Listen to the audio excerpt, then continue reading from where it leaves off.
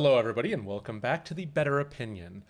I am your host, Kevin. This is my co-host, Manser. Yes. Manser, I've never met you before in my life, and I am in a panic. How are you today?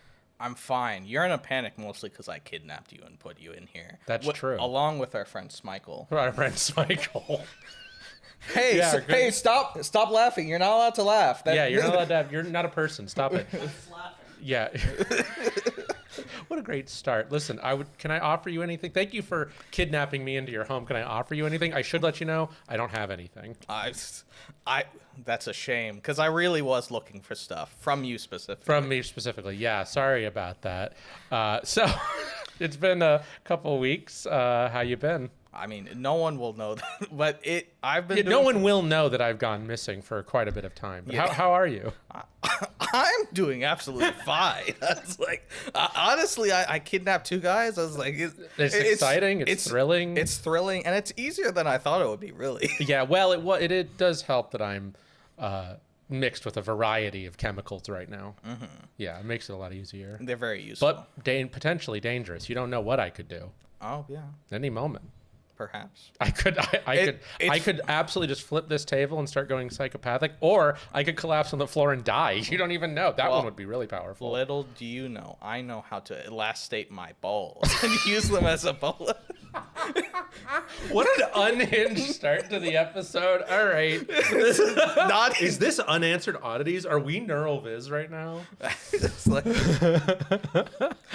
Well, all of that considered, I believe the objective today wasn't just to talk about your elastic bowl of balls. It wasn't? No, I thought we were going to talk about entertainment. I thought I was the one who was kidnapping here. But sure, let's talk about What can I say? I've turned the tables on you. Now you're trapped in my fantasy zone. Let's talk about everyone who's on that list. Yes, the list. Right. So I was thinking, God, I am like bewildered. I'm looking over at Smichael, wondering if he's doing okay. That's fine. Okay, good. He's fine. So I was thinking on the way over here about the fact that I feel like lately I'll sit down wanting to like do something. Like I'll be like, oh, I really want to watch a show or watch a movie or play a game. Yes. And then I'll go, wow, there's fucking nothing. And I'll just sit there kind of going, I don't know what else to do until it's time to go to bed.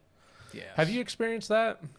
Yeah, I have. I find that I have to put a lot of effort in to force myself down to watch something, especially these days since like media is so readily available. But it feels like media is more readily available than ever, and yet good things are impossible to find. Almost as if the availability has made all the gems hide underneath the slop.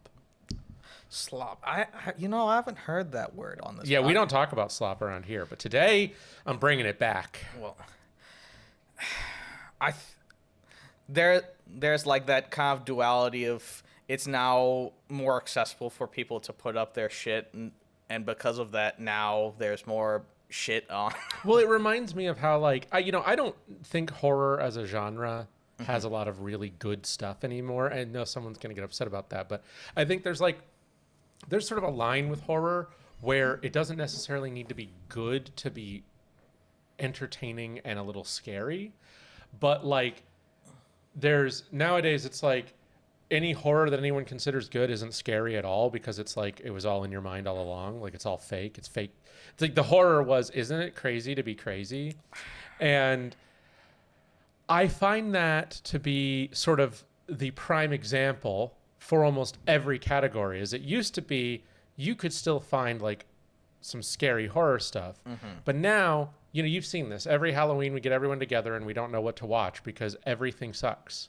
Nothing's scary. It's either too campy or it's actually boring. Or there's that one which is just disgusting. Right, yeah. You know what's interesting about Terrifier? I was like, I wasn't going to bring it up. You know what's interesting about Terrifier? It is awful. And I'm sure there are people who are going to be like, I actually like that. You're entitled to your opinion. It's just mine's better than yours. But the thing about it is, it was awful to watch. I absolutely hated it. I will never watch another. It's very funny to talk about, though. The thing about Terrifier is it has all these moments that are like, oh, that's like a really funny moment. Like if you just clip that or if you just reference that, it's quite funny. But the actual watching the whole thing is like awful. Yeah, it reminds me of one scene stack video. I don't know how to say his name. It's like I always regret Seth Zintak. Yeah. Seth Zintak. I always regret watching that. I don't know if you know what I'm talking about. It's like some anime game. It was like, oh, I wish I had not watched this again because it he describes the horrible scenes that happen within the game. You probably don't. Well, I don't know. I've seen a lot of Seth stuff, so I'm trying to think of what you're talking about. It's like starts with an E or something.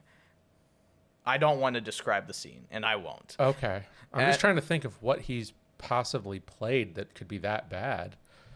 Huh. Okay. I'm sure someone in the comments will know. Well, the thing about that in like Terrifier is it feels like the movies are sort of just an endurance game. It's like at some point it's not about the fear. It's just that can you handle watching this? It is gore porn. It's not just gore porn because like gory stuff, you know, there's lots of stuff that's gory. There's like action movies that are gory, you know, and they're not bad, right? Well, like this is sci-fi, like a sort of but fetish thing. It almost feels like I don't even want to use the term torture porn because like seeing a truly evil character in a game, in like a show or a story get tortured, doesn't feel bad. It's more like this is suffering porn, right? And it's overindulgent suffering. It's like, hey, do you just want to watch suffering with like no point to it? Like there's no objective, right? Like the guy just finds it funny or whatever. Yeah, he just wants to torture people, not just kill them, but like, and not just torture them a bit, torture them for like an insanely long time. Yeah. I think of the bedroom scene, right, with the salt and the bleach and all that, right? And that's the one our buddy Lucas always brings up as to why he hates it. It's like, this is unnecessary. Yeah.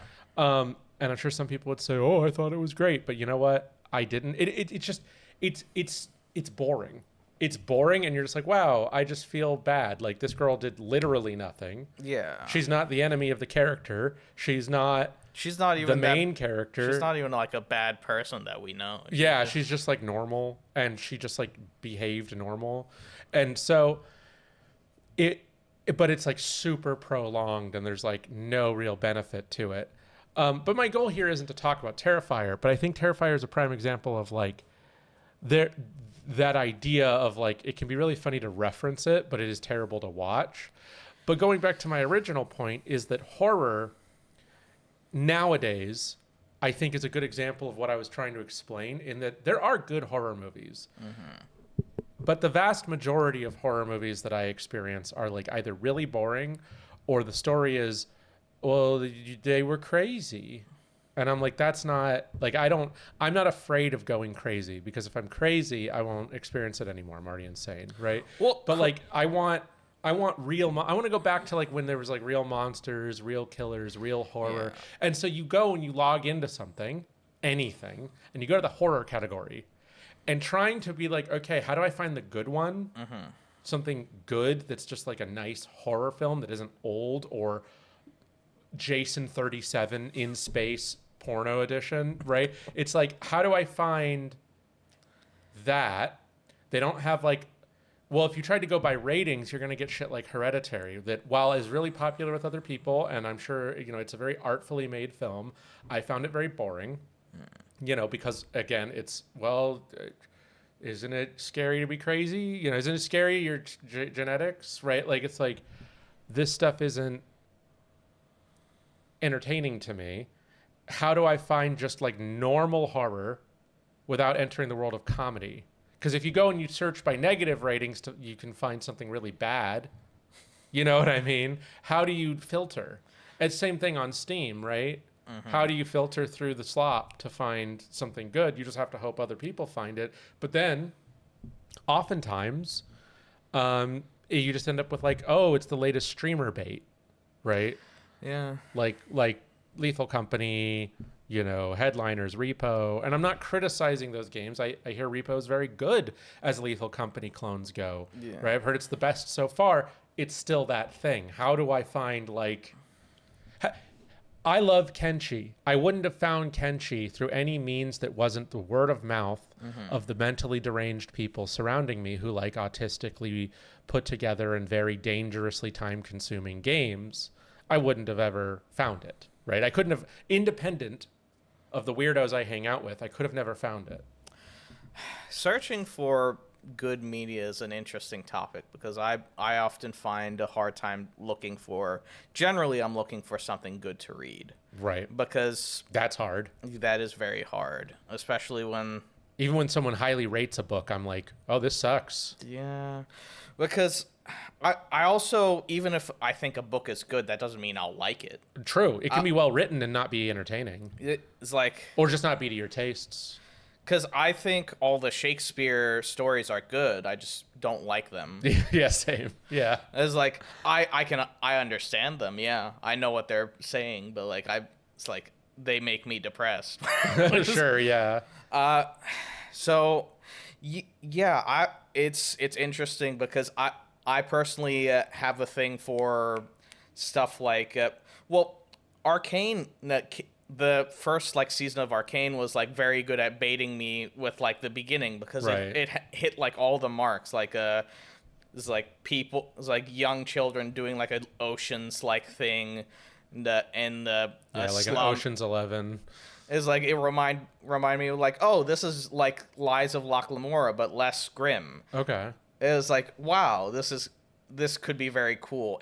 And honestly, part of me was sad that that kind of went away later. It didn't matter that Vi was like from the slums and knew how to get around, and like the internal politics of the underground didn't matter as much, and like how things happen. It's just like they just did, and then Jinx managed to do all of her stuff simply by existing. She didn't actually do anything.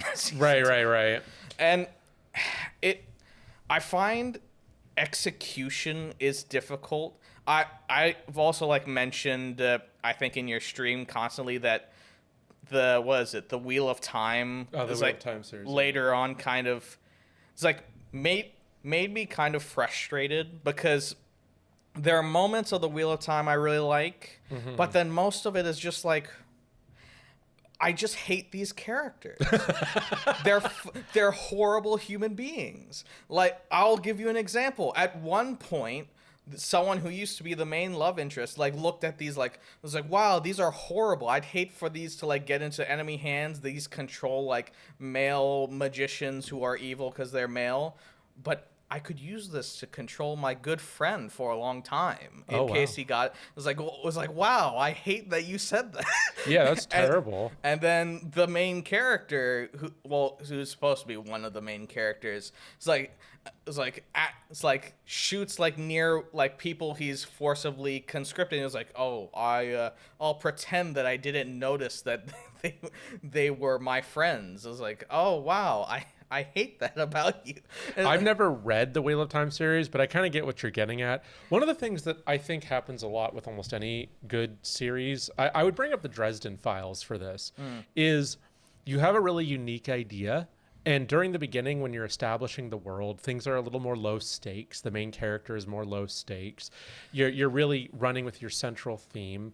But as writers go on, there's a number of things that happen. And sometimes you don't even need all of these to happen for it to get this result.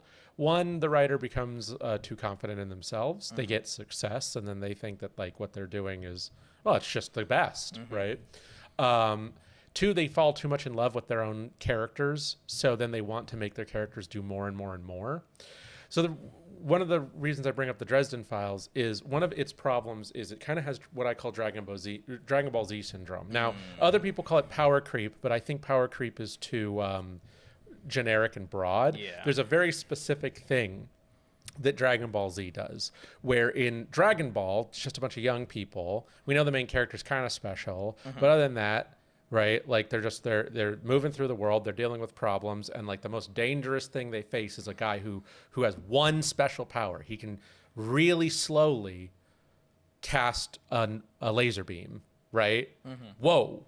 But they also have a laser beam that's also really slow, right? So like that's the greatest thing on the planet. That's like the highest degree of power. And then you hit Z, And that still kind of exists, right? But they're slowly, every fight becomes a little bit more charging their laser, charging their disc, charging their hair. You know, they continuously go up this ladder of nothing leading to one big thing and no other things being expanded on. And it's just about how cool the main character is, or one other special person they've decided to highlight for the moment. Now, Dresden Files isn't exactly like this, but it's very similar in that early on in the Dresden series, Harry Dresden is a wizard in Chicago. He's also a private investigator. And so each book is just a mystery to solve. Someone's hired him to solve a mystery or a crime, and he interacts with other low-level mysterious things, you know, vampires, but they're not like the best vampire. It's just a vampire, or some vampires. It's werewolves. It's like a gang of werewolves, not like, you know, taking out the first werewolf, right? It's stuff like that. And or just a rogue mage, right? Yeah.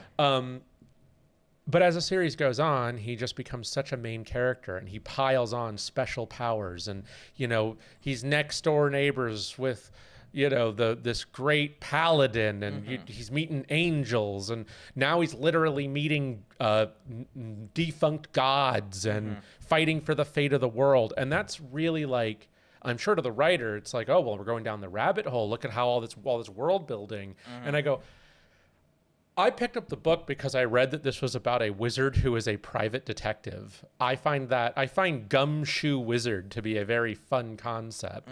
I didn't really come here to discuss the fate of the world and the secrets to life, the universe, and everything in the forms of magic.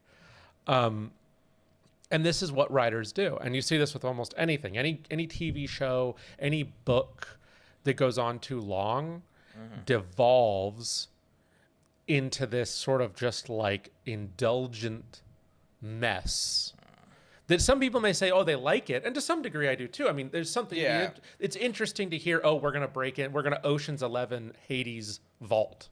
Yeah. Oh, Hades still exists? Well, yeah, but like he's kind of a nobody now, but he has a vault and we're going to break into it. Oh, that's kind of neat.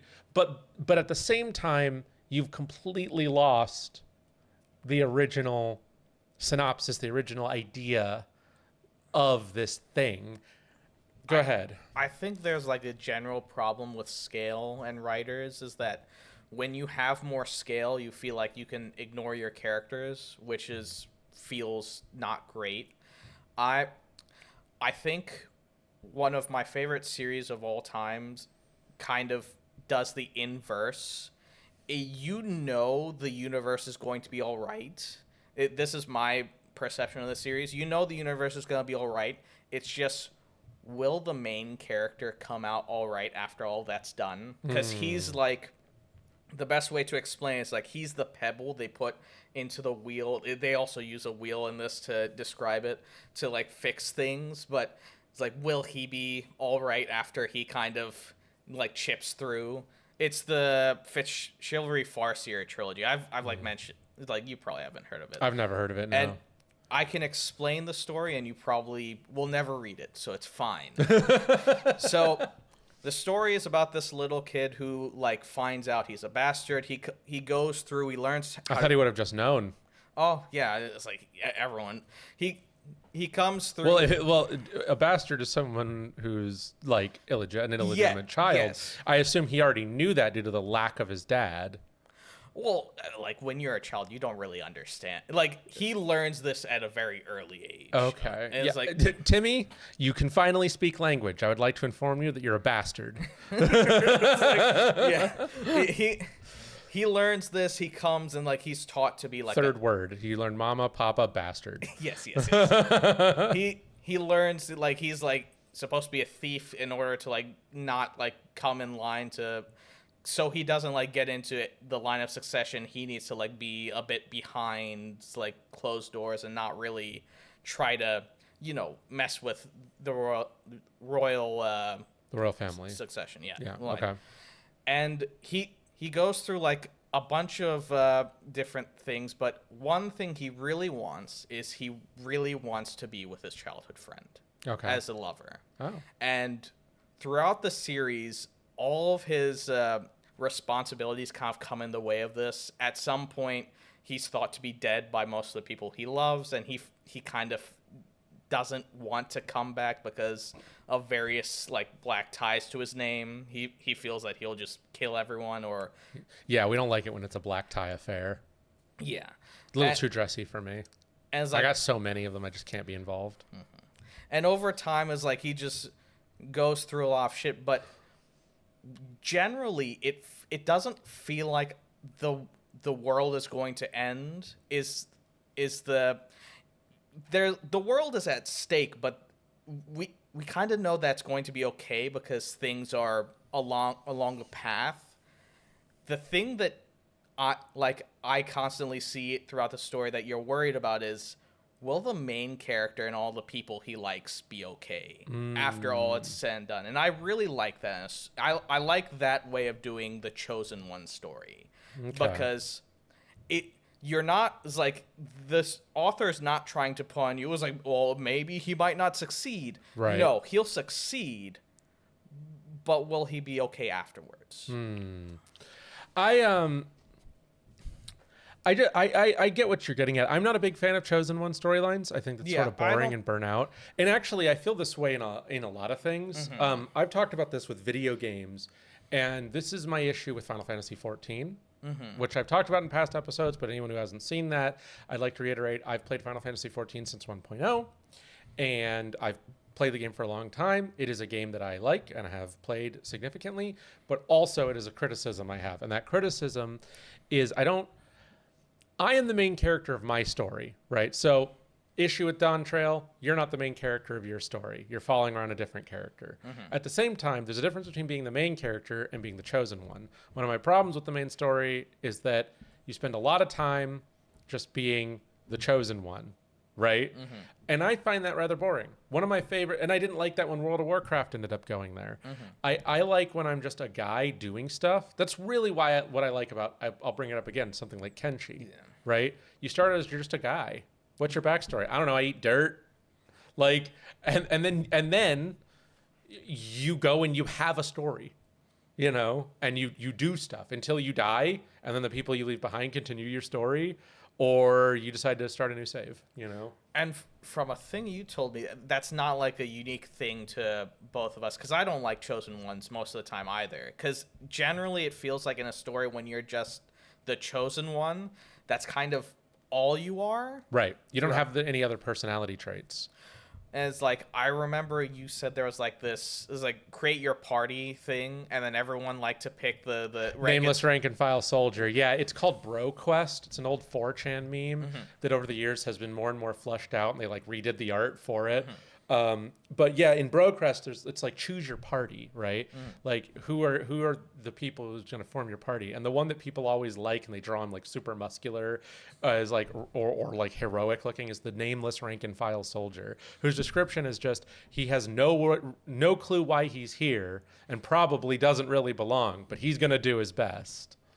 And I really like that in a People have drawn stories of him saving the party from certain doom and stuff like that. because that's interesting. It is interesting because he's just a normal guy. It's like he there's no he doesn't like have any like upbringing or anything that like makes him special for this. He just happens to be in the area, and he could do anything. Yeah, you could do anything. I've always enjoyed that. And don't get me wrong, I think that there's a place for Chosen One stories. Oh yeah. But you have to do it right. You have to do it in a way that isn't just the same boring schlock over and over and over. And this applies to a lot of things. And actually, this conversation, one of the things I love about these kinds of conversations is every once in a while, it touches a subject that I've complained about for a long time, but I've never been able to fully articulate my problem.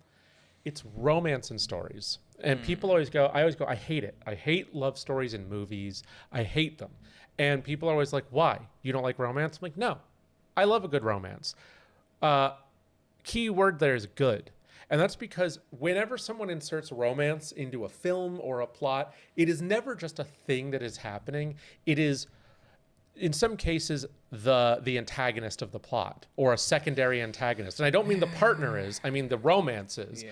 Because it's never the main character meets a girl and then they have like a sweet story together and then at the end they're happy. It's always like there's a misunderstanding and there's no chance to explain and then there's a pointless anger and it's this crutch that filmmakers use to pad out the story because they have lost their soul to Hollywood a long time ago. And it's like, what I do like? Everyone think about this one. You ever watch Toradora? Yes. Yeah, everybody likes Toradora. What does Toradora do that nothing else really does? I mean, stuff does it too, but like, what's it famous for? That's like you don't usually see. I haven't seen it in like a decade. Well, I can remind you, the two main characters spend time together, they fall in love with each other, and they have a healthy relationship. It's crazy. All of the drama and problems are external to the two of them. And them being together and supporting each other is what solves those problems. That reminds me of a manga of like there are these two. There's a businessman and a businesswoman who work at like competing businesses. So like, but the thing is, they're a very good couple. So like, it's like they never like have any misunderstandings about each other. It's like it just ends up like that's crazy that happened. It's like right. They're a good couple in which like other people try to mess with them, and I think that sounds really actually quite funny, and maybe later you can tell me about it. Like you can give me the name because I'd look it up. I'd have to look. That's why I said later. I assumed because you didn't mention it that you don't remember it. Yeah. Because I would like to look this up, but it reminds me a lot of there's an anime I watched. I forgot what it's called as well, but it is on High Dive. It's about this guy who has really bad insomnia, and he ends up sneaking away into this hidden like club room that's not being used. I think it's the astronomy club, and to go to sleep. I feel like I've seen. I may have told you about it before. He ends up finding a girl there. She also has insomnia, so they just start hanging out and they reform the astronomy club, and they have a good relationship and there is no problems with that. All of their problems are external, and the story concludes with them being together. And so what's my point here? It's that romance isn't bad. It's that there are a number of cliches that are exhausting and unfun that everyone ends up using, so it's not good. You need to do something else, and that goes back to Chosen One, right? You could be the guy who stumbles across the legendary sword that'll save the world. But maybe you weren't necessarily the best person. You just happened to be there. Sure, and also maybe like that doesn't mean that you are like perfectly skilled and going to get all the girls and whatever, right? Like there's a way to tell that story that's interesting that isn't just doing the same thing over and over and over again. This kind of reminds me of Mob Psycho. I like how that story. I like Mob Psycho. I never got into Mob Psycho. You can talk about it, but I want to warn you that I'm like the weird guy. I watched like 4 episodes and was like, I don't get it, and then didn't watch it anymore. I can understand that. The reason why I like Mob Psycho, I like it a bit better than One Punch Man, is because he understands that he's like very powerful, but he doesn't really. He's trying to get better in other ways. He tries to like go to the gym to better himself that way. He tries to like do other things, and he doesn't like that he's powerful because he's a psychic. Because the first girl he had a crush on is like said, I was like, oh, that's scary, right? Like kind of. So he doesn't see it as a great thing that he's so powerful, which I find interesting. He's trying to better himself in more conventional ways. And even at the end, when he does like do all this stuff and like gets like better, you're never going to see it. He gets rejected, but she's not like a villain for doing it. She just does it respectfully, and he kind of just understands. Right.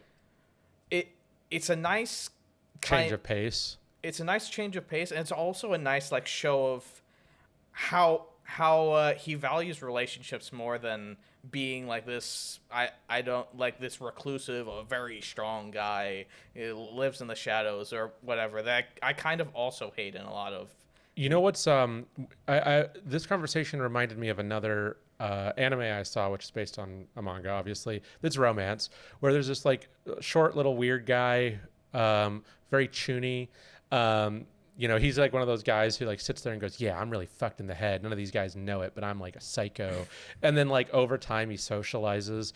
He meets this girl. Oh, I know. Yeah, what like you're there's this talking like about. tall chick. She's like busty, all this very pretty. I really and like this, she, yeah. yeah, it's a good story, and I'm gonna tell you something because it sounds very generic. So people saw this. A lot of people saw this and were like, "Oh yeah, of course this like weirdo loser ends up getting the hottest girl, the big titty hot girl," and it's like, right.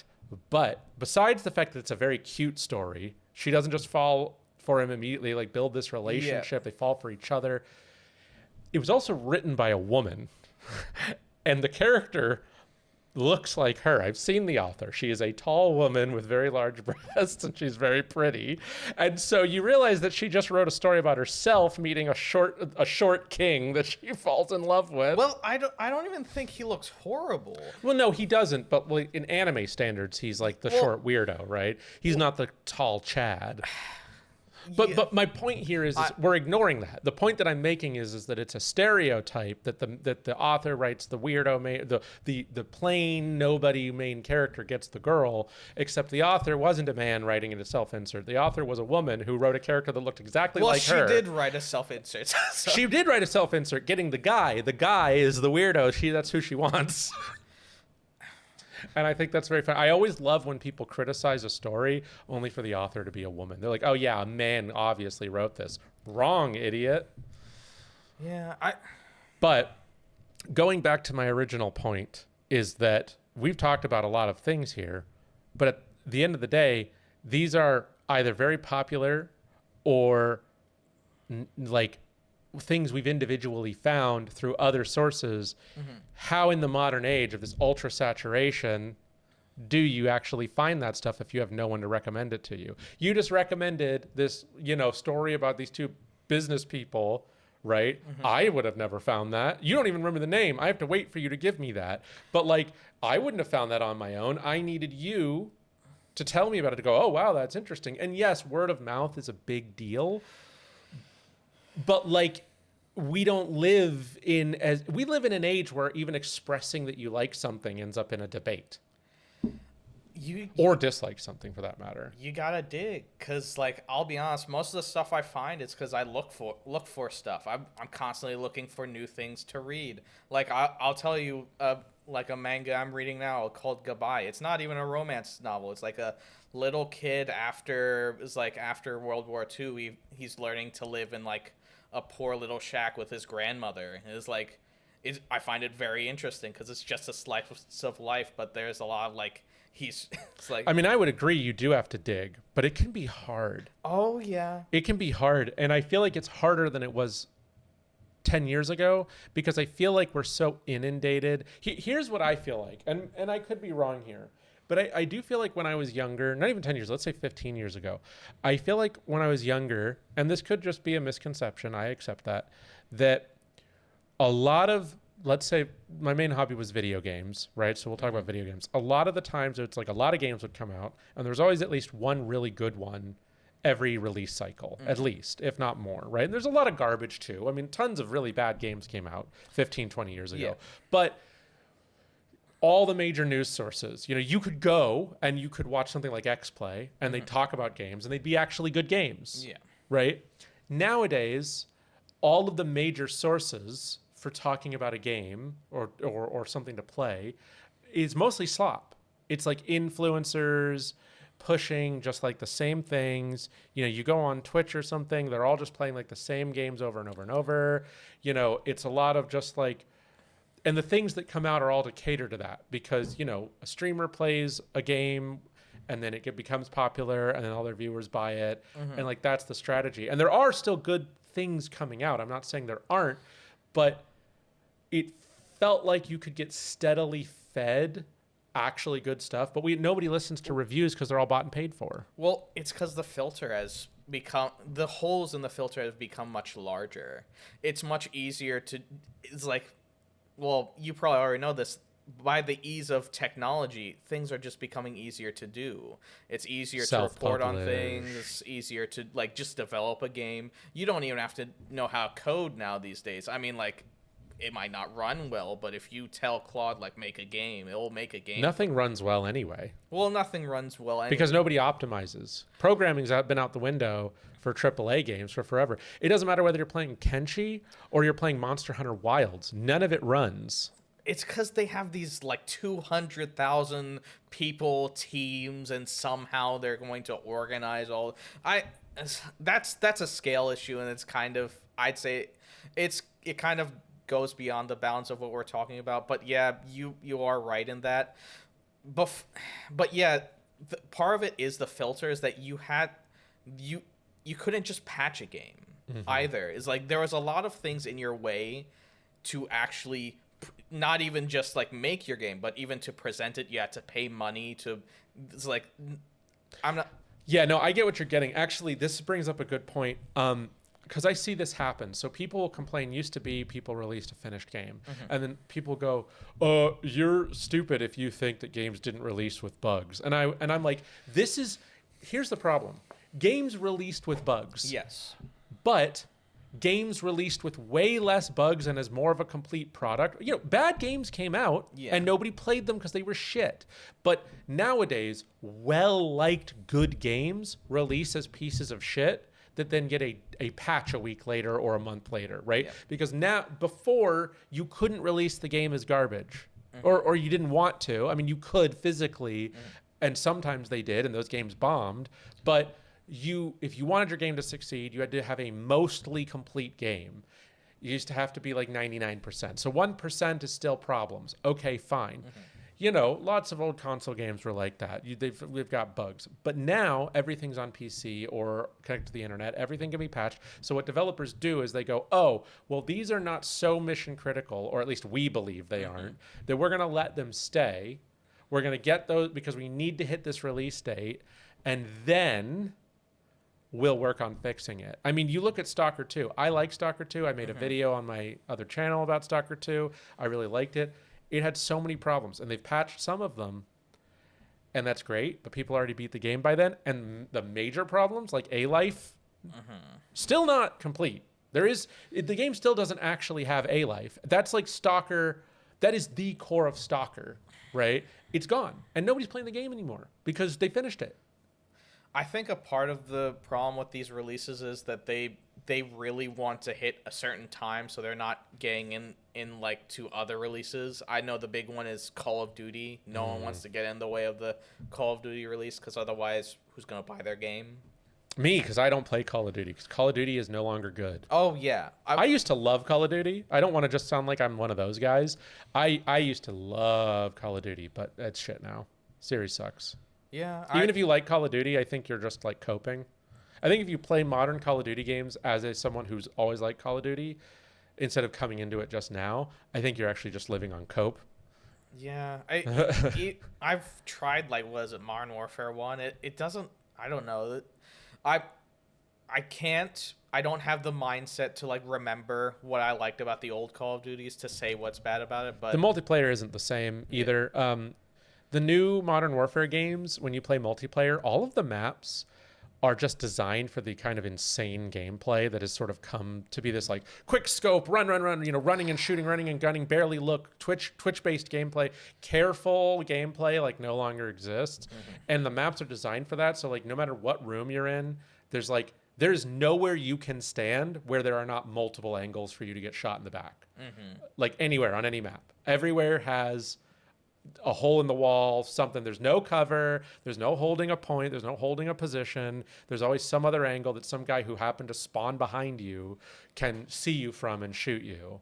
And here's the thing. Montages don't look cool anymore to me. They're not as impressive. Like, I remember after the Splitgate beta, I looked at montages like people's like, wow, you took a very long time to shoot that sniper shot. Are you sure you want this as part of your montage? You want this to be here? Yeah. And it's like, I look at montages like, these aren't that great.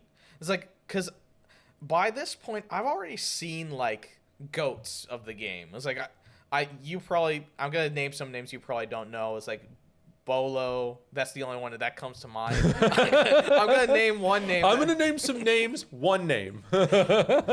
Listen, it's like in the Siege community, Bolo was like insane. It's like I'm sure. People thought he was a hacker before he became a pro. It was very cool the way he plays the game. He pre-fires a lot of corners. I always pre-fire corners just because I don't like the wall. I think it deserves it. There's that too, but I don't even need to have an enemy be coming around. I think the wall needs it sometimes. Yeah. It has it coming. Like Bulo. Who does Rampy, the wallpaper like that? Rampy and like Pengu are also very good Siege gamers, but good for them. Glad to hear that. Do you have a point? My point is, we're just gonna name some people to talk about how cool they are. Yeah. I'm a big fan of Chimp, Glupshido. I love Big Ape. Yeah, Big Ape. I'm trying big fan of Scrimby. At some point, it's kind of like, well, I've already seen this play like 10 times, and after the first time, it's kind of like, oh well, you're just following after this guy. It's like this guy's already done the play. Right. I've already seen this guy do the play like 10 times. This is his whole like clip is like, I was like, I'm gonna do it again. I'm gonna put one bullet in the clip and I'm gonna shoot him. But it's like, okay. Great. He's gonna do it once again, and then he did it. All the times that he didn't do it is like it's not gonna show up. But it's like it kind of was like, why do I care anymore? It's like montage videos aren't impressive because everyone's already done everything, and because of like there's no longer a filter, everyone can just record their gameplay, and like all of these people who are just good at the game have already put like the impressive stuff that you can do. Right. Well, I also just find that being good at the game isn't all that interesting. Yeah. I think that this is me personally, but like just watching someone be good at a game isn't interesting anymore. You know, I'm interested in bringing something new to the table. I think like when I go on YouTube, I always like those YouTubers who play a game where they can kind of tell a story. You know what I mean? So whether that's like Reggie playing RimWorld and he's like, yeah, I'm going to make a story. It's wasters only. My goal is for the whole map to be just poisonous garbage. Yeah. This is bad. This is going to be a really bad place. Can we win the game by only breathing toxins in? And it's like, oh, okay. And like, you're telling a story there, right? Or the Kenshi people who are like just telling a story, right? That can be really interesting. But if you're just like, hey, I'm really good at the game, I'm like, who gives a fuck? Yeah. Who isn't? I think a really good example of that is I tried to watch Faker play League of Legends, and he's really good. That's great. he's really good, but it's boring. Yeah, it's boring. It's What makes things interesting is when you're not great. At the same time, that doesn't mean not good, right? I don't think watching people be bad is particularly great either. I think we're past the age of the playing badly style of gameplay, right? Where it's like, what's my shtick? I'm shit. You know what I mean? I think we're past that, but I do agree with you about how that stuff is uninteresting now, and I think sort of the crux of all this, bringing it back to sort of the core idea here, is that we live in an age where we're inundated with things that have already happened. This is the latest copy of a copy of a copy, whether it's a game, a movie. I mean, look at major Hollywood films now. They're all just remakes of a remake of a remake. Disney is only making remakes. We are remaking a remake. That's literally happened. Nobody's releasing anything new. Even worse, they're taking things that would be a great adaptation and making garbage. Oh, I'm going to take popular title, whether it's popular book, popular movie, or not movie, but like popular video game, and turn it into a movie. Oh, okay, well, this is a really good story. I'd love to see it as a movie instead of a game. Yeah, but I'm just going to change all the details. Halo is a good example. But you could do that. World War Z. There's tons of things like that where it's like, this is a really good idea if you just, well, why would anyone want to watch it verbatim? Because they love the original. Because make the it verbatim. was good. And some things do need a remake, right? I love a modernization of something. Oh, well, I'm going to do a new spin on it. Final Fantasy VII. Do you know how much people say it did well? I know just as many people who don't. They don't even share my opinion, right? Like I don't like the new ones because I really wanted it to be a one-for-one remake. But even the people who don't care about that, I know amongst those people, a lot of them just said, just kind of gets boring. It's just like kind of Kingdom Hearts without any of the charm. And I was watching our mutual friend Owl playing the new one, not the first one, but the second one. What is that? Rebirth, I think. And he just got really annoyed. He's like, "Oh my God, this is a movie." When you come to this place in the original game, you're here for like 5 minutes. I have been here for 2 hours watching cutscenes. Yeah, I hate that video games are trying to become movies. They have no respect for their own medium. Even in like Game Awards, it's like some Hollywood stars up there and like, who? Yeah. Why? I mean, like I know who they are, but like, why are they there? I mean, ignoring the fact that the Game Awards are a joke and should be ignored, it is kind of weird that a game wins an award and the award is taken by like some actor. I also just hate the fact that like characters aren't characters anymore. They're now all just like digitized models of a real person. Like we've hired John Movie Man and we've modeled it. We've perfectly modeled the pimples on his ass so that the character looks exactly like him in every way. And then he voice acted it. This cost half the budget. Do you like it? We didn't use the budget on gameplay. Half of it was on him. Most of it was on marketing. And then we paid like 5 chimpanzees in a closet to make the game. Yeah. And then the game's bad. You know, I don't mean anything against these people. But it's like there's that one woman. There's a black woman with the really big eyes. I forgot her name. She's a perfectly good actress and voice actor. But every time she plays a character, they just make the character look like her. And I'm almost like, oh, look, it's her again. It's like seeing Tom Cruise. You reach a point where you're just like, this isn't Guy Man. This is Tom Cruise. You know, this isn't interesting teacher or interesting rebel leader. This is that one black woman, right? I don't want that. They can voice act it. I hear great things about her. I hear she's well liked in the industry. She's a really great person. She's a really good voice actor, really good actor. Great. I wish I'd see her act. I'd like to see something else than she can voice it, right? But I want you, the great thing about digital mediums is that you can make whatever you want. Why are you taking a real person who cannot be changed and putting them in the game? And then that's the person who's walking up and accepting an award that didn't even have to do with them. Yeah, it feels like game technology is also leaking into movies. Like Unreal Engine 5 is being used in like, what is it, The Mandalorian and stuff. And it feels like they're just like, we're using this technology already. Let's just use it here too. And the problem is the movies are kind of shit. Well, yeah. I don't think any of the new Star Wars movies are very good. Well, they're to be fair, I'm not really a big Star Wars fan, so it's like I used to be. But they are all shit. I mean, I always remember, one of the things I remember is how really bad the Han Solo movie was. And I always said, you know what sucks? If this hadn't been Star Wars, if you just released a sci-fi film, this would have actually been good. Because the problem with it is it's not poorly made. It's a perfectly serviceable sci-fi film. Not like great, right? It wasn't like spectacular, but it was good.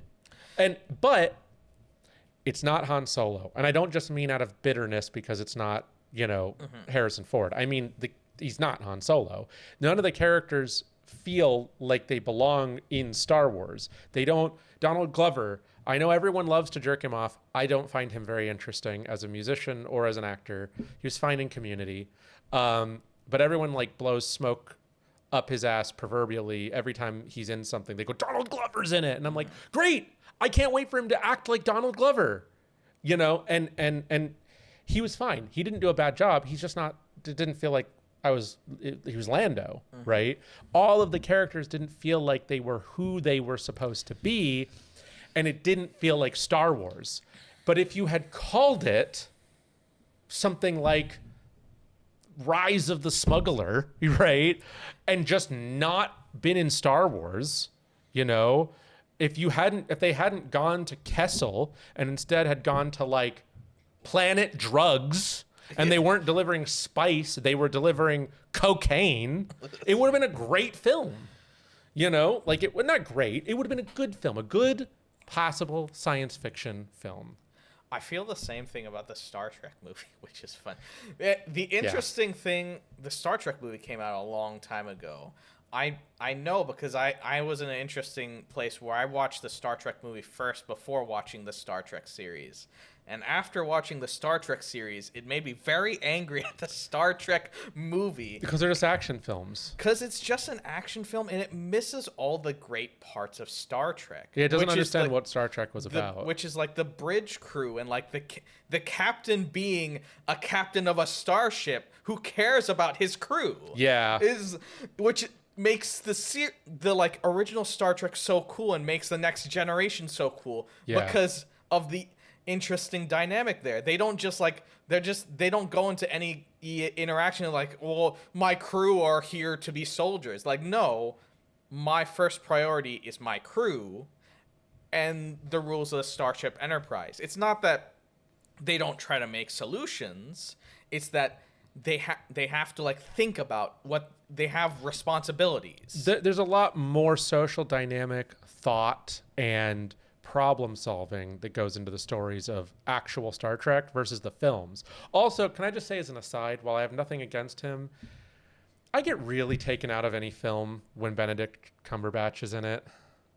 I'm trying to remember who that is. He was Khan. Oh. Doctor Strange. Yeah. Now, I've come to associate him with Doctor Strange, so when I see him in that role, it's fine. But before he was in that role, every time I saw him, I was always just like, damn, you have the weirdest head on the planet, bro.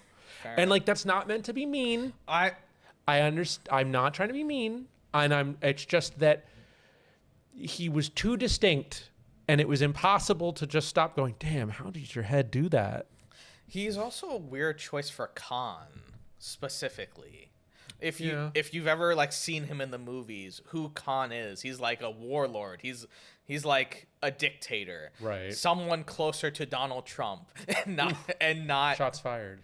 And well, he does want to do something very stupid, mostly just to get at the people he doesn't like. So Yeah. it fits pretty well. and not closer to what I think they were going for Spock. Is that what I don't remember. It was so long ago, the Star Trek movie. But I can't think of Benedict Cumberbatch as someone who is passionate. Interesting. Yeah, I don't know. I just get taken out of it whenever I see him. And again, that's not meant to be mean. I'm not really even making a criticism because it's really on me. Mm-hmm. It's just every time I see him, I'm just like, oh, hey, it's Benedict. It's like Tom Cruise. I forgot that I'm watching a character because I'm too focused on the fact that it's that actor. Yeah. And this is going to be a big aside, but because talking about captains reminded me, One Piece is fucking shit. Luffy is not a captain, and he doesn't captain a pirate ship. That's not a pirate ship. Well, they don't do any piracy. They don't. The only person who does any piracy is Nami. Yeah, and sure. she stops being relevant. Well, piracy, she really just does thievery, which, you know. Well, she was part of a pirate crew when she did that. I guess that's true, technically. Yeah. And she was doing it for a captain and all that stuff. But it sucks because the main character, I think this is a problem with Dragon Ball Z 2 or with Goku as well. He doesn't have any idea of consequences for his actions. The lesson he learns most of the time seems to be, I should have just been stronger so I could get away with more shit. Yeah. Well, yeah. What's the lesson of these stories? If you just get strong enough, you can just do whatever you want because no one can stop you. Yeah. It's like, I don't think Luffy is specifically necessarily a good character, like a good person. Well, I'm gonna say something that's gonna be very upsetting to like the 3 people who hear it. Shonen manga are written for children, and while an adult can enjoy them, children's shonen stories are not very deep. They're designed to not make you think much. Luffy is the funny rubber man, and he wants to be a pirate. So of course he's the captain. Yeah. You know, it's sort of just a main character syndrome thing. I actually thought about this. So amongst a lot of friends, for one reason or another, I end up always kind of being labeled the leader. And I guess it's just because I'm more outgoing generally, and I'm more willing to take on responsibility. So it's happened with some friends who wanted to play Barotrauma for the first time. And I was like, yeah, you guys can play anything you want. You know, let me know. Like, I'll answer any questions, but let's just ease into it and like play whatever you want. And you know, we'll kind of just take it slow. And then one person was like, oh yeah, okay. Well, what should I do? And I'm like, what do you want to do? I'm like, well, I mean, there's a few different roles. And I'm like, they're like, you're going to be the captain, right? Mm-hmm. And I was like, why would I be the captain? Do you want to play the captain? Well, I mean, it might be cool, but I just thought you'd take it. And I was like, why? I don't have to be the captain. I'll be the guy who shoots the guns. Security officer it is. And it was like just this assumption that I'd be the captain. And I'm just like, no, I don't have to be the captain. I don't care. I've played every role. Like I will be anybody. I'll be the clown. Like, I'm up for whatever. The first time I played Barotrauma, because I hosted the server, I was the captain, and I ended up sinking our ship. But it was very fun before this. Before your inevitable demise. Yeah. It was very fun, like, going around. It's like, I wonder what this thing is, as it rushed into my ship, trying to destroy it with its body. Yeah. I think that there's sort of this sort of main character syndrome that can happen where it's like, well, of course blank would be blank, right? So it's like, if it's the main character of the story, of course they'd be the captain of their pirate crew, right? Of course they're the most powerful. Of course the story revolves around them. They're the main character, you know, which is fine for children's shonen. Now, people they'll be upset at me because there's a bunch of people who started reading it when they were a child. Now they're like a middle-aged person with children, and they're still, because the series is still going, because nothing ever actually concludes. They'll be like, no, it's really good. Didn't you see when he entered Top Gear? He entered Top Gear and he started being James May and he drove really slow into the enemy and they died. Wasn't that cool? You know, my favorite part of shonen is when they stop having to worry about the interesting problems enemies come up with. Uh-huh. With One Piece specifically, there were some like people who could go like transparent. They could go turn into like dirt or whatever, and like I love turning into dirt personally. you couldn't just then I can eat it. You just like the guy with Kenshi. I just eat myself. Problem solved. You couldn't just like punch them. It was like, I was like, oh, this is an interesting problem. I wonder what he'll do. Oh, he just turns into metal. He turns into Metal Mario. That's how he learns how to beat them.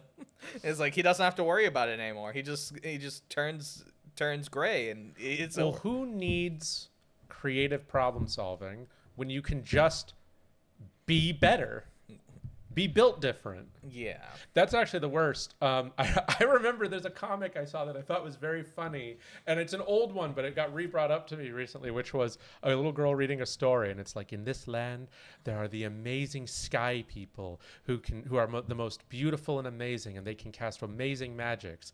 In this world there's two classes: the amazing sky people, and then the dirty poo people who can do nothing except for one poo person who discovers she's really powerful with magic and able to do even greater than the sky people. Oh wow, does she like end up solving a lot of problems? She discovers that she's actually related to the royal family and is actually a sky person. So there's like no lesson here at all. It's not about how people could become better. And it's a very funny comic, mostly because I think calling them the poop people is very funny, but also because like that's what it is. It's never a story. It's like, oh, you're like this homeless person, this poor person who ends up becoming great through determination and skill. It's, well, secretly you're married to the king, and in this universe, magic, that's a common one. Magic is something that only nobles have. That's like a super common one. Yeah. You know, and I think that this is a very common trope, is that any sort of interesting dynamic that could be achieved is lost to will seek, because, and I know what it is. It's personal wish fulfillment, right? Everyone's unhappy. Nobody was born a billionaire. Nobody was born rich. But some people were. But most people are unhappy. They're in the rat race. They're born to a middle class or lower family. They're working. Maybe they're middle class themselves. Who knows? Maybe they even if they were poor now they're not. Who knows? But no matter where they are, they're not happy. And what they'd like is they want to escape. So they don't want to work super hard and hope that one day they're Jeff Bezos. They'd really like it if they had simply been born as Jeff Bezos's heir, and obviously that's silly, right? And even they themselves know, like, that's silly, right? To achieve anything, you have to work hard. Even Jeff Bezos, for all his evil, did work really hard to start a business and achieve his results, right? Yeah. But he's still evil. I mean, he is evil, but like, he started at nothing and made something. But the point is that they would like a world where they were someone else, right? It's not even really just about that, because sometimes you see a lot of isekai will just be about, like, oh, I just became a farmer or a cook, and yeah, it usually gets generic and there's a lot more to it. Yeah, but that's always when it becomes less interesting, because the interesting part is, like, at the beginning when they're the farmer. Like, I remember how do I solve my problem? Oh, there's this one series that I really liked the very beginning of, where he was just very good at farming. He's like, he could make pills. He was very good at that. He was a good craftsman. He learned all these crafts, and those helped him, like, get around in life. But eventually he became all powerful, and that's never interesting. And speaking of which, what's a good series? Handyman in Another World. I think I saw. I like it because he's essentially the party rogue, except that he has no superpowers. He's just a handyman. I know what you're talking about. He can pick locks because he's a handyman, right? He can craft tools that they need to solve certain problems because he's a handyman, right? Like, everything he can do is just because he's a handyman. Yeah, I like that series. I also like the art style of that series, because it's not like the generic anime art style. It feels like people look rounder. I think the point here is about this whole discussion is there's a lot of very generic stuff out there, and there is some really good stuff out there, but I think we live in an age where the accessibility to everything, and I don't just mean as a consumer, but also accessibility as a creator, means there's a lot of garbage that gets pushed through, and because of the accessibility of it all, it's really easy for you to get the garbage. So there's all the barriers are gone. The barrier to putting out bad stuff is much weaker, much lower. The bar is much lower for how you put stuff out. And the ability for a consumer to find things and filter things is just way more stuff is accessible to them. So you can write a bad book, make a bad game, self-publish it, and then go on Steam and you try to filter, but you're just given a list of everything with tags, and the tags are poorly done, so you're just receiving everything. And I try to search for an RPG, like a turn-based RPG, and like the top 10 are just porn games that have turn-based RPG mechanics, because the tags say, like, dick in ass, turn-based RPG, adventure, no terere. You know what I mean? Like, and a lot of people, I think, are either too afraid of being original or just don't have they don't have much any to ideas. say. Yeah. So they just do what they've already seen before. I think thinking of something new out of nothing is harder than it sounds, and it's a skill that is developed. I don't think you're necessarily born with it. You can be, but I think that anyone can develop it. But I don't think as a person, most people are put in situations to develop that skill. I think one problem is that you need to have some decent taste to actually, because you need to be able to draw your ideas from decent sources. Draw or write or come up with. Yeah. You have to have some because everything is an influence, right? I do think about the fact that sometimes people go, this is just a copy of blank. And it's like, listen, almost nothing is created in a vacuum. Even a long time ago, people would watch, you'd go and you'd see Shakespeare. And then even if you ended up becoming a great playwright and director, you were influenced by Shakespeare. Shakespeare was something you really liked, and that's something, because the whole fake it till you make it thing, I think a lot about something my friend Jared once told me, is like, listen, while you're learning, just copy what you like. If I do something you like, just copy me, because eventually you'll learn enough to then do it your own way. That's interesting because that's how you learn art. I'm a very shitty drawer, though. Probably the best way I can say it, artist. But that usually what you're doing is you're copying real life, but also other artists who you like and how they do lines. And you'll see like, oh, when you do lips, you don't actually draw this part of your lips. You draw the middle part and you shade up to here, so it's like an implied line and stuff like that. Yeah, you learn by copying, and then eventually you can do your own thing. You learn like the why, which we said we want to talk about AI, but this kind of makes me worried about AI, not because it'll replace anyone, but because it'll make this problem worse. Because now you have another thing that has no inspiration at all, cannot generate anything new, and then you give it to the hands of an idiot who thinks that they know how to like make something good. And then they generate. I think here's the thing. AI is very interesting because it can do some really cool stuff. The problem is the way people think of it when they hear AI is they think of this image generation garbage, which is mostly useless. And even when it's perfected, it'll be mostly useless because what you want it'll always be easier to get exactly what you want by having a professional create exactly what you want. The thing that AI is useful for is certain forms of refinement. And when I say refinement, that doesn't mean making it better. That means tools. So let me give you an example. In Adobe Premiere, the ability to add subtitles now is very, very easy because the AI systems that are designed to recognize what's being said and create a transcript of everything and apply them in the right places. It used to be a lot harder. It used to be not as good. It used to be even when it could generate it, you had to go through and check all of it. Now, it's still not perfect. Sometimes it screws up, but compared to a long time ago, oh man, it's so easy and it's very well done. The past few times I've used it, there were no errors. And that didn't exist 10 years ago, and that's what I mean is that's a refinement. It's very good at monotonous work that is like, doesn't really take any skill to do. It takes time. It just takes a lot of time to do, and you like have to like make sure that you did it right. But you do it, make a computer do it, and like you can like do a quick scroll through, maybe like fix one or two mistakes, and then you're fine. But a lot of people just aren't as good at like creating things as they think. They think like, oh, it's now has become accessible, but yeah, making something that looks like this image is accessible, but making something that's good is still difficult. Yeah, and you still haven't made what you wanted. Yeah. You know what I mean? You've made a facsimile of what you wanted.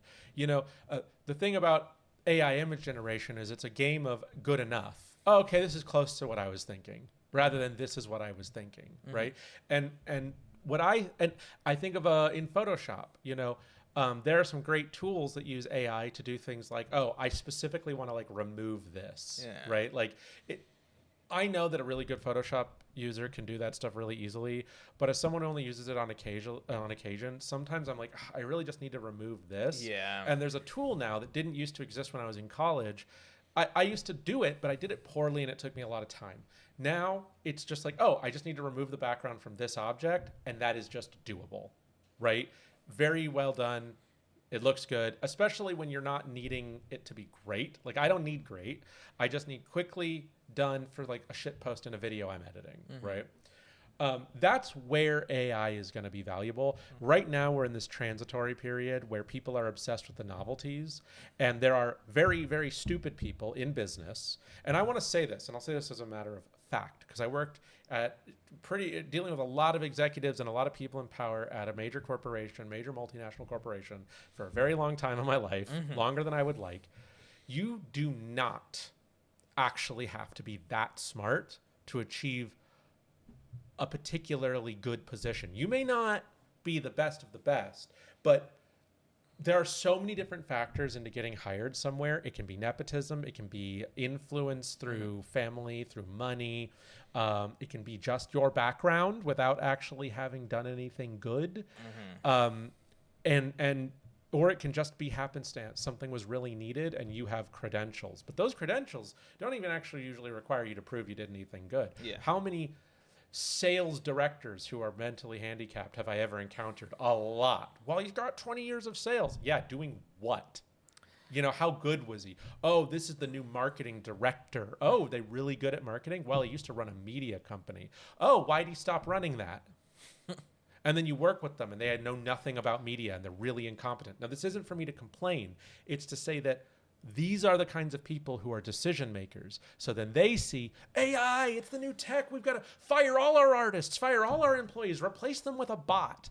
And then the bot's stupid. It doesn't do anything. And then they're surprised that nobody likes their product. Yeah, exactly. Oh, why does everyone hate our product now? It's because you replaced all of the soul with a tool that isn't even refined. Yeah. And so we're going to see a lot of that because they have to fail before they realize their mistake. I hope video games crash. It's like I actually think that all of this consolidation that's happened is actually going to be the rise of what I would call like top tier indies. Because we're seeing all of these smaller companies, or single developers or team of 10 or less. Devolver's, I think, a good one. Devolver, well, they're okay. I think sometimes they tend to like churn out the funny Devolver stuff, and I'm just like, wow, another game that's just like a gimmick. Like I'm sure it's mechanically fine, but I'm not really interested. Mm-hmm. You know, but I mentioned Kenshi, right? But you can talk about things like RimWorld. You know, you can talk about just a lot of these like. Trying to think of some others off the top of my head that I've recently played that aren't just like AAA titles, but there's like a lot of like clever ideas that have come out over the years that have been made by like one or two people, and the problem is for a long time those kinds of like good ideas get drowned out by all this big money. But now the big money keeps failing, right? And they get bought by like Microsoft, and then they all get fired because Microsoft's bad at business management. You know, we bought 100 companies. Oh, what do you want them for? Their talent. They make great games. Cool. Next day, we fired them all. Why? They weren't producing anything. At the time. Okay, so now all of them could just go leave and create like Glup Shido Industries and like just keep doing what they were doing. Well, we own the IP now. All right, they're not going to make Star World. They're going to make World Star. Yeah. You know what I mean? Like, it's like, great, you bought the IP. No one's making it. You don't have the talent because you fired them all. I despise the idea of we bought the IP because it's all... They never use it. You don't use it, and if you were to use it, it's never the game people liked. It's never... You don't know... Because you fired all the people who made it. You fired all the people who made it, Halo. Or they left Halo. Or perhaps like a new group of people that didn't want to make Halo developed it. It's a great example. Hi-Fi Rush. I don't know what you're talking about. I just have this weird Halo. Halo's an interesting one because Bungie was like, we don't want to make Halo anymore. Because it was leaving. Over. We're going to make Destiny. We decided to make the worst thing you could ever play. and then we decided to abandon it to make the same thing again. And work for Activision, which was somehow better. And then Microsoft was like, that's okay. We'll just make Halo anyways. Hire 6 interns, most of which are just a goblin that pooped themselves. Tell them to make Halo. Oh, are we going to like... So I guess we got all the sound effects and stuff? No, just buy some shitty sound effect assets off the internet. Don't use the same Foley. We'll call it Halo. Just type into a prompt to write the script. Halo 4. Yeah, no, but I think like Hi-Fi Rush, it was a smash hit, and then they fired everyone because they weren't currently In fact, they were thinking of making Hi-Fi Rush 2. They had all the ideas. They were about to come up with hey, we want to make Hi-Fi Rush 2. But they need to save money now, and they weren't in development. They weren't pitching.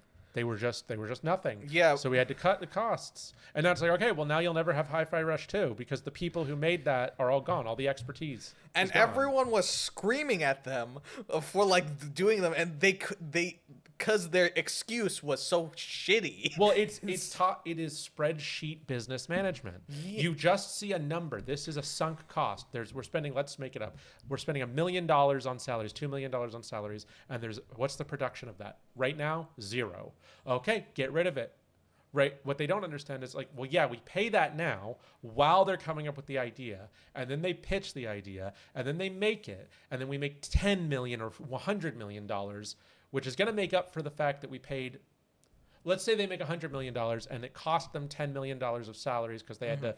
It took 5 years, right? You know what I mean? Like, but they don't see it that way. What they see is they're not currently in development, so they're a sunk cost. So we need to trim the fat. That's what they see, and that is an issue with big business. But that's a good thing, and the reason it's a good thing It's because they're killing themselves. they're getting rid of all the AAA. All the AAA companies are slowly eating each other. They're all absorbing each other into their own assholes. And then one day they'll just be one big asshole, and it'll shit out all of the garbage we don't like, right? It'll keep shitting out AAA trash, and it'll keep failing. You know, Ubisoft just went under. Oh, right? did it? Yeah. They, even though the new game did pretty all right, they still sold all of their assets. They sold the gaming division to some other company, right? But they're going to keep shitting out bad stuff. But what that does is leave room for new ideas, right? Yeah. And that's what's going to happen. And the beginning of Xbox, where like everyone had like a weird haircut and weren't in suits, is probably going to come back again. Maybe. Who We'll knows? see. We'll see. I could be wrong, but I think that at the end of the day, when the industry leaders who have lost the plot, and some of which were not huge, some of them were just medium sized, but they're still industry leaders who have lost the plot. When they finally get consumed by the great megacorp anus, that leaves a niche unfilled, and someone with a passion can step in and make something. That's just my thoughts. Yeah. But I think we've covered a lot today. Do you have anything else to say? Anything you didn't cover? I guess hopefully every big company dies. That would be good. You didn't talk about Halo yet. Oh yeah, what about Halo? Halo. Oh yeah, Halo. Halo. Doesn't exist anymore. It's not real. Yeah, it's fake. They made it up. Fuck Kojima Productions. And Fuck Kojima. That is a statement I can get behind. Well, if you've made it to the end, shout out to you. Let us know in the comments that you're one of the special people, like Steel Zipper last time, who made it to the end and commented. Great job. You're the real MVP. After this camera is off, I am going to have to grab my knife and fight my way out of this kidnapping situation. Thank you so much for watching. We'll see you next time. I forgot all about that. You are kidnapped, aren't you? Yeah, and soon you're going to be dead. Well, we'll see about that, buddy.